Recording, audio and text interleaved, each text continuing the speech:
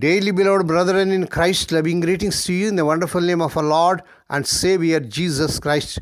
Today, December 17th, 2025, Wednesday, Holy Trinity Church Ministries presents Daily Manna. Today's subject, the mourner comforted. The mourner comforted. Now let us open our Bibles and read a verse from Matthew's Gospel, 5th chapter, 4th verse. Blessed are they that mourn, for they shall be comforted.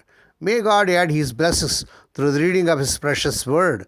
Dear children of God, saints of God, by the valley of weeping we come to join. One would have thought mourning and being blessed were in opposition, but the infinitely wise Savior puts them together in this beatitude.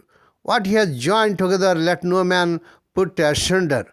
Mourning for sin, our own sins, and the sins of others, is the Lord's seal set upon His faithful ones. When the Spirit of grace is poured upon the house of David or any other house, they shall mourn. By holy mourning, we receive the best of our blessings, even as the rarest commodities come to us by water. Not only shall the mourner be blessed at some future day, but Lord Christ pronounce him blessed even now. Praise God. The Holy Spirit will surely comfort those hearts which mourn for sin.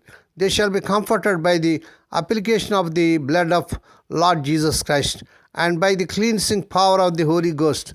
They shall be comforted as to the abounding sin of their city and of their age by the assurance that God will glorify Himself. However much men may rebel against Him, they shall be comforted with the expectation that they shall be wholly freed from sin before long, and shall soon be taken up to dwell forever in the glorious presence of their Lord.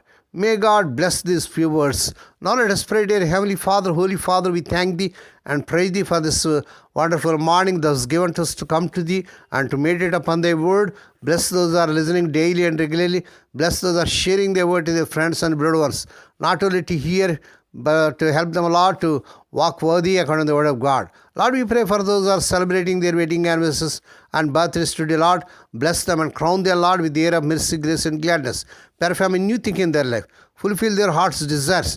Oh, Lord, thank You for this wonderful Wednesday morning and the opportunity to start anew. Guide our thoughts and thought, words, and deeds today. And, Lord, grant peace and security all day and every day. Lord, we pray for those who are in great agony because the loss of providence in their family. Spirit of the living God, that the God of all comfort them, console them. We ask the Lord that this week the unemployed youth may be given employment beyond their eligibility. Lord, we pray let the unmarried youngsters get married in this month they desire. In Lord Jesus' powerful name. Lord, we pray for their children as they are going out and coming in throughout this day.